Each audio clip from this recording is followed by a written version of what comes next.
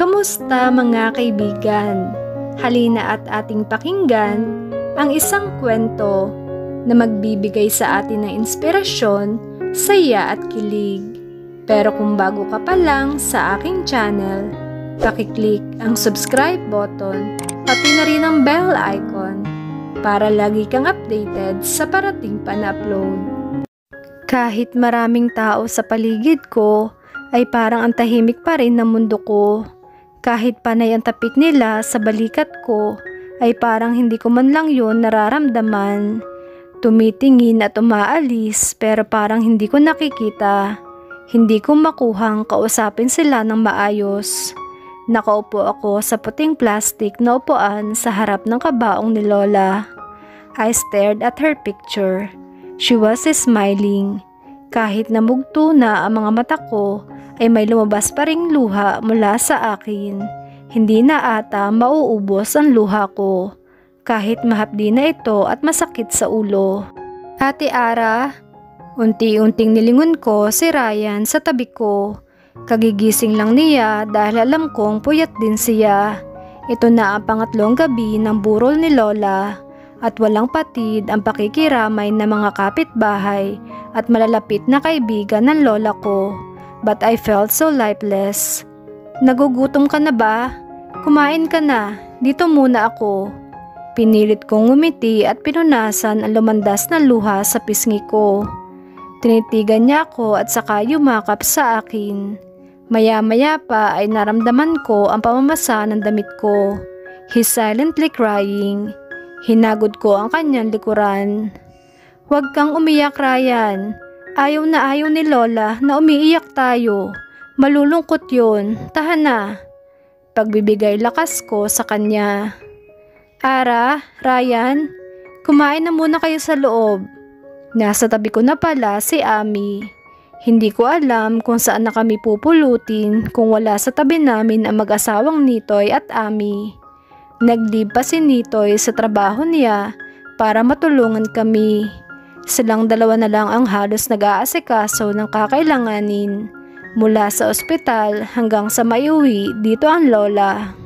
Nang hihina ako at ang tanging kailangan ko ay makakapitan. Si Ryan na lang muna, busog pa ako. Binigyan niya ako ng tinging pangunawa. Pero Ara, hindi ka rin kumain kanina at kagabi. Baka ikaw naman ang bumagsak niyan. Nangangayayat ka na. Tipid ko siyang initian. Mamaya na lang. Tanggi ko ulit. Itinayo ko na lang si Ryan para sumama sa kanya. Hindi na siya nagsalita pa. Alam kong maunawaan niya ako. Sinama niya ang kapatid ko sa kusina para kumain. Tumayo ako at nilapitan si Lola. Tiningnan ko siyang mabuti. Hinaplos ko ang salamin na humaharang sa kanyang mukha.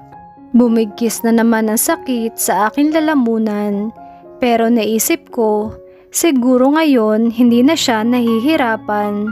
Ngayon, hindi na niya kailangan pang uminom na maraming gamot at wala nang anumang ituturok pa sa kanya.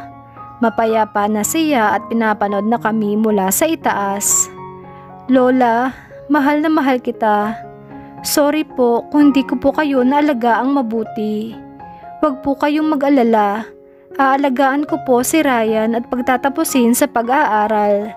Magsisikap din po ako na makakuha ng diploma at hahanapin si Mona. Gabayan niyo po Camila. Muli kong pinunasan ang luha sa aking pisngi. Napalingon ako nang mapansin kong parang nagkakagulo sa labas. Nasaan ang malanding babae na yan? Naglakad ako papunta sa pinto nang marinig ko ang galit na boses ng babae. Ngunit bago pa ako makalabas ay siyang pasok ng galit na si Tita Medi. Nasa likuran niya sina Tita Kat na ina ni Mona. Pareho silang nalilisik ang mga mata. Tinitigan ako ng masama ni Tita Medi bago ako nilagpasan at tumiretso kay Lola. Humiyaw sila ng sigaw dahil sa matinding pag-iyak at tinatawag nila si Lola. Halos yakapin nila pinagsisidlan sa kanya. Naramdaman ko ang paghiyaw nila. Sa akin na po ay sobra-sobrang sakit na nang mawala si Lola. mas lalo pa sa kanila na mga anak. Lumapit ako ngunit inisang hakbang ako ni Tita Medi at sinampal. Malakas na sampal, halos ikapanting ng tenga ko. Sa gilid ko, nakita ko ang pagdaong ng mga nakikiramay mula sa labas. Ang paglabas ni Naami at Ryan mula sa kusina at ilang pagsinghap ng ilang mga naririto sa loob. Natahimik bigla ang lahat, pero ang hapdi sa aking pisngi ay namumutawi. Gulat ako na patingin sa galit na si Tita Medi. "Tita," mahinang sabi ko. Sinampal niya ako ulit at sinabunutan. Nagsigawan na ang ilan. "This is all your fault. Kasalanan mo kung bakit nandyan ngayon ang nanay. Wala kang utang na loob na babae ka. Pagkatapos ka naming sustentuhin, palamunin at pag-aralin, ganito pa ang ibabalik mo." Hawak-hawak niya ang buhok ko at hinatak ng hinatak. Tinadyakan niya ako. Hindi ko na makita ang paligid ko at ang naririnig ko na ay ang pagtawag sa akin ni Raya na umiiyak. May umaawat kay Tita Medi pero ayaw niyang papigil at sinabunutan pa rin ako. Hanggang sa itinulak niya ako sa mga upuang plastik. Sumalampak ako sa sahig. Nakakita ko ng pagdilim sa pagbagsak ko sa sahig. Halos matakpan na ang mukha ko ng aking mga buhok.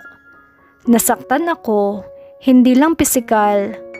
Lumapit pa siya sa akin para saktan akong muli.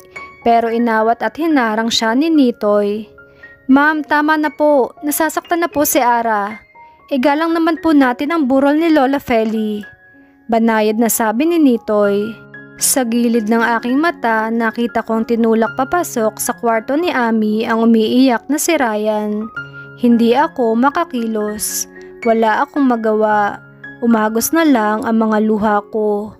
Nagsisigaw pa rin si Tita Medi at galit na galit. Si Tita Kat naman ay tahimik na umiiyak sa tabi ni Lola. Nasa aking lahat ang sisi. Ako ang may kasalanan. Ako ang dapat sisihin. Yan lang umiikot sa isip ko. Pakiramdam ko, nagpabaya ako. Wala akong nagawa. Wala. Tahimik akong umiyak at sinubukan tumayo o kahit umupo man lang sa upuan. Lumabas ang ilang tao na nandito kanina lamang. Ngunit kumirot ang paa ko nang ginalaw ko ito. Kasabay ng nalasahan ko ang munting dugo mula sa aking labi. Pinilit kong igalaw pero nasasaktan ako. Hanggang sa tumahimik ang paligid. Maging sumisigaw na si Tita Medi ay tumahimik din. Napaangat ako ng tingin. Nakita ko ang pagpasok ng dalawang lalaking nakasuot ng itim na suit. Hinawi nila ang ilang mga tao. Hindi ko sila kilala. Maging sina Tita at Nitoy ay napatingin din. Sinubukan kong ayusin ang sarili ko, pero bago ko pa iyon nagawa, ay siyang pagpasok ng lalaking pinagkalooban ko ng sarili. Ang taong hindi ko inaasahang makikita ko pa. Lumapit siya sa gilid ko at bumaba ang tingin sa akin. Madilim ang kanyang mga mata. Tila mamamatay ang sinumang madadantayan ng paningin na iyon. Umigting ang kanyang panga. I felt ashamed. Tiningnan niya ako. Lalong dumilim ang mukha at walang sabi-sabing lumuhod siya sa harap ko at binuhat ako.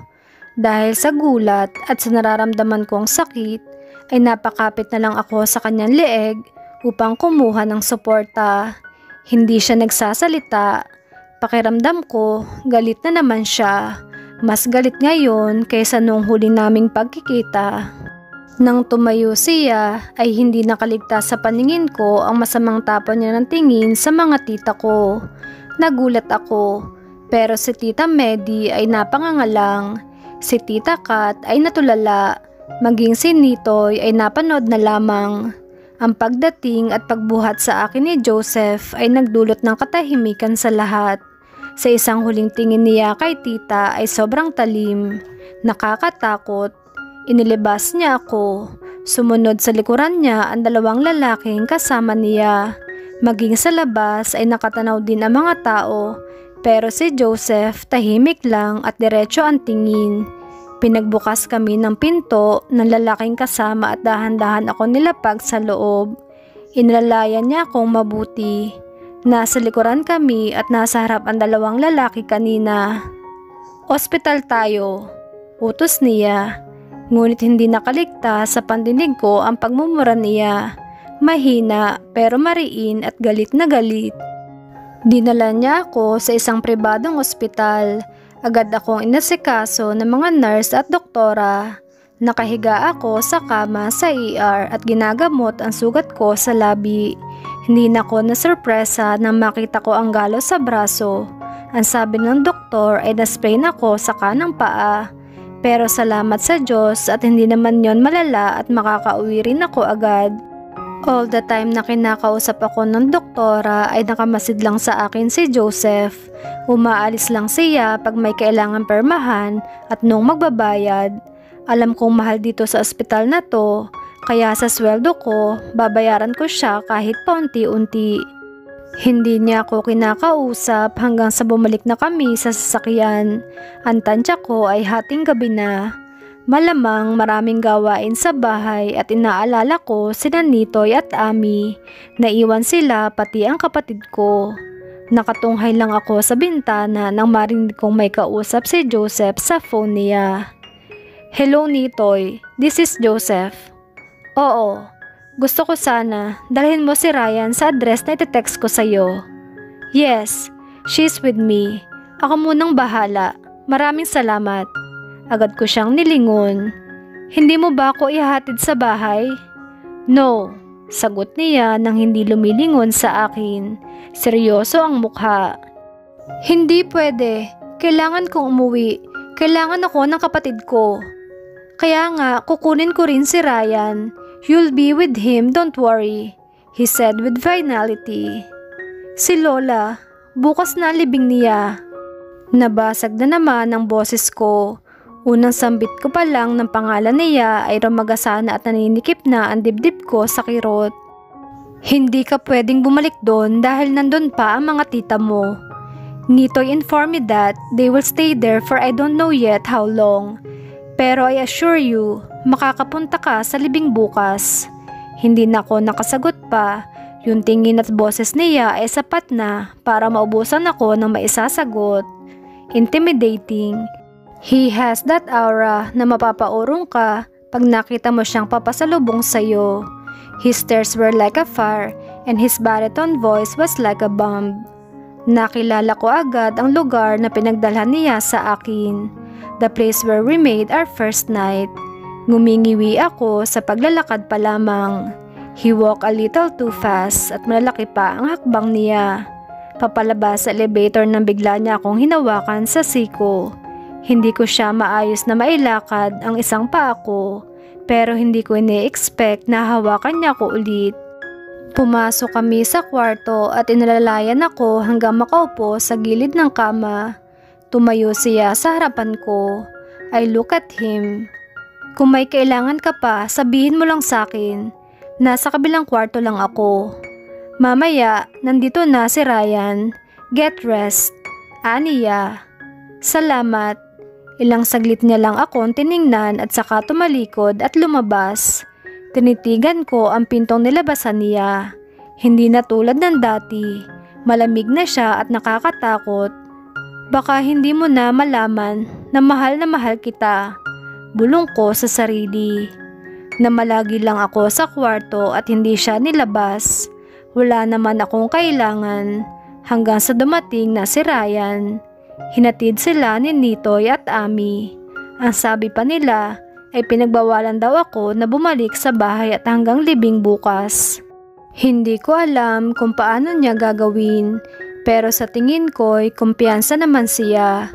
Magkatabi kaming natulog ng kapatid ko. Kahit panay ang tanong niya kung ano nangyari sa mukha ko, I keep on answering him na na-aksidente lang ako. Pero tinitingnan niya lang ako. I remembered, lumalabo nga pala ang mata niya. Hindi ko pa siya nabibili ng salamin. Lahat pa ng gamit ko ay nasa bahay. Bala ko na ring ibigay kina Tita Medi yung natirang pera para panggastos sa pagpapalibing. Maaga ako nagising kinabukasan. Magliliwanag pa lang ay bumangon na ako. Bigla kong naisip, Ano nga palang susuotin namin? Dahan-dahan ako naglakad palabas ng kwarto. I'm still in pain dahil sa pilay ko. Kaya hindi ko ito mailapag na maayos ang paa ko. Pero naibsan naman ang kirot dahil sa iniresetang gamot. Pinihit ko ang doorknob at sumilip.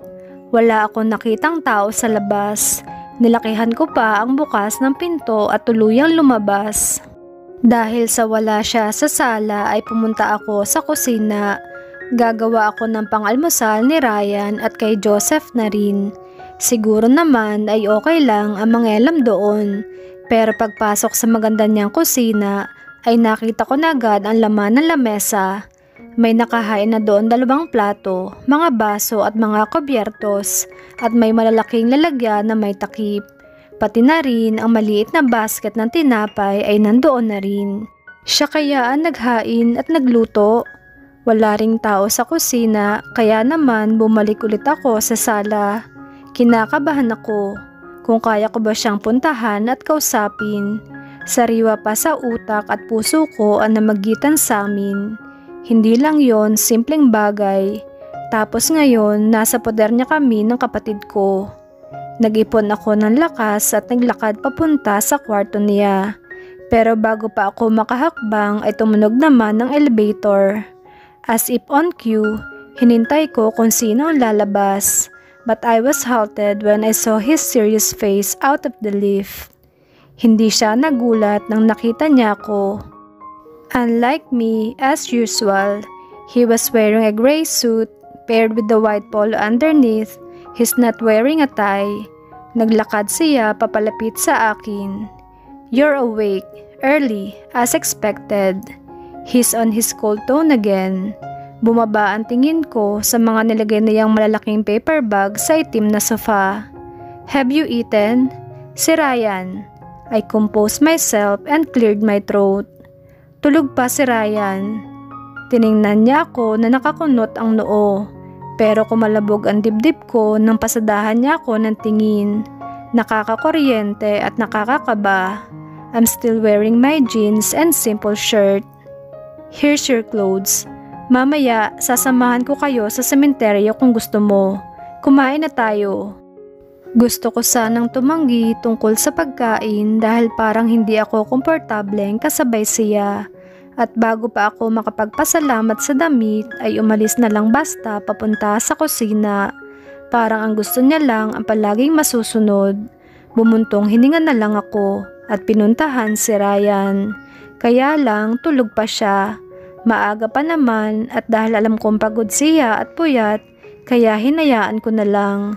Kinakabahang sumunod na lang ako sa kusina. Nakita ko siyang nakaupo at nakatitig lang sa plato niya. Parang kay lalim ng iniisip niya. He's gorgeous.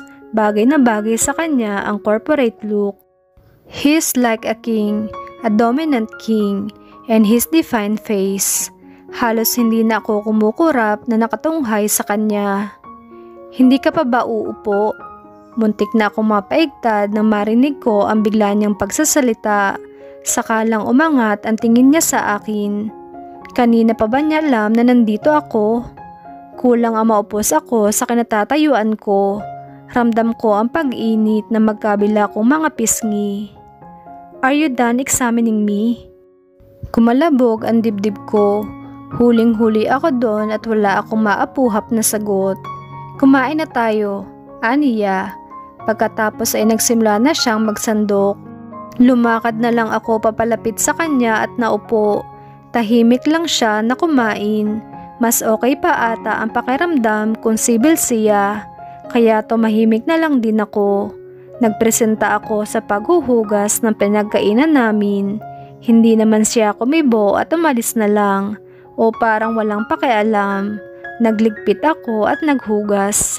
Pagbalik ko sa sala ay naabutan ko siyang nakaupo sa couch at gumagamit ng laptop. Salubong ang mga kilay niya habang nag-i-scroll doon. That may be his business. Bring your clothes, Ara. I look at him. His eyes were still on the screen. Dahan-dahan ako lumapit sa tabi niya at tiningnan ang laman nun. Hindi naman ako sigurado kung lahat ba yun ay para sa amin. Nakita ko ang isang paper bag na ang laman ay white dress. Dalhin mo na lahat yan. Muli niyang sabi. I sighed and looked at him. Salamat dito. Sabi ko at binitbit na lang ang lahat ng iyon. Pakiramdam ko, tinitingnan niya ako habang naglalakad ng paika-ika. Pero salamat na rin at matiwasay akong umabot sa kwarto ko. Hindi ako makahinga kapag nandyan lang siya malapit sa akin. Naiiyak ako kapag ang lamig ng pakitungo niya. I miss the old times. Hindi na ako nag-aksaya pa ng oras at nag-ayos na ng sarili. I wore the white dress na binili niya. It was above the knee. 3/4 yun sa siko. Malamig ang tela kaya presko pa rin kahit tago. I just sprayed my hair. May bago ring sapatos na kasama sa binili niya pero hindi ko na sinuot. Bagay pa rin naman yung suot ko ngayong flat shoes. Pati si Ryan ay mayroon din. Maya-maya pa ay nagising na rin si Ryan. Pinaligo ko muna at pinagbihis. Ngunit pansin ko ang pagbabago sa kanya. Mas tahimik siya at palaging nakatulala. Tuwing tatanungin ko siya ay palagi niyang sagot na okay lang siya. Pinakain ko siya bago kami umalis. Tulad ng sabi ni Joseph ay ihahatid niya kami sa sementeryong paglilibingan ni Lola. Dumating kami doon at kasalukuyan ng binibindusyonan ang nakabukas na kabaong ni Lola. Sa malayo pa lang ay rinig ko ang malakas na iyak ni na Tita Medi at Tita Kat. Nakita kami ni Nitoy at Ami. Tinaas ni Nitoy ang kamay niya na parang pinapalapit kami sa pwesto niya. They were all wearing white shirt and dress, pero nang makita kami ni Tita Medi ay natahimik siya, tinaliman ang tingin sa akin. Hinawakan ko ng maigi sa kamay si Ryan. Lumapit pa kami na kaunti para makita si Lola. Sa tingin ko, aangil pa si Tita Medi, ngunit naramdaman ko ang pagtabi sa akin ni Joseph. Tiningnan niya ang katabi ko at nanahimik na lang. Bumibigat na naman ang pakiramdam ko. Iiwan na kami ng tuluyan ni Lola. Inakbayan ko si Ryan at niyakap. Tahimik akong umiyak. Tahimik naming inihatid sa huling hantungan si Lola. Nanatili kami doon hanggang sa matapos ang libing at magsialisan ng lahat. Ang tanging naiwan na lang ay kami, sina Tita Medi, Nitoy at Ami, kasama si Jen at Joseph. Hindi ko alam kung bakit nandito pa siya, pero nakikita ko namang nakikipag-usap siya kay Nitoy. Tahimik lang na hawak ko sa kamay si Ryan. Pinapanood namin na matapos ang pagsisemento sa lapida ni Lola. Ara, napatingin ako kay Tita Kat nang tawagin niya ako. Maging si Joseph at Nitoy ay napatingin din. Pero si Tita Medi ay nakaupo lang at nakatingin sa nagsesemento. Napagdesisyon na namin ni Ate Medi na ibenta na ang bahay. Panimula niya, nanlaki ang mga mata ko sa gulat. Po, pero tita, kay Lola po yung bahay. Pamana po yun ni Lolo. Nakapangalan na yon sa Kuya Raul. At dahil hindi maganda ang huling nangyari doon, kaya pumayag na rin si Kuya. Ang perang mapagbebentahan ay paghahatian namin magkakapatid.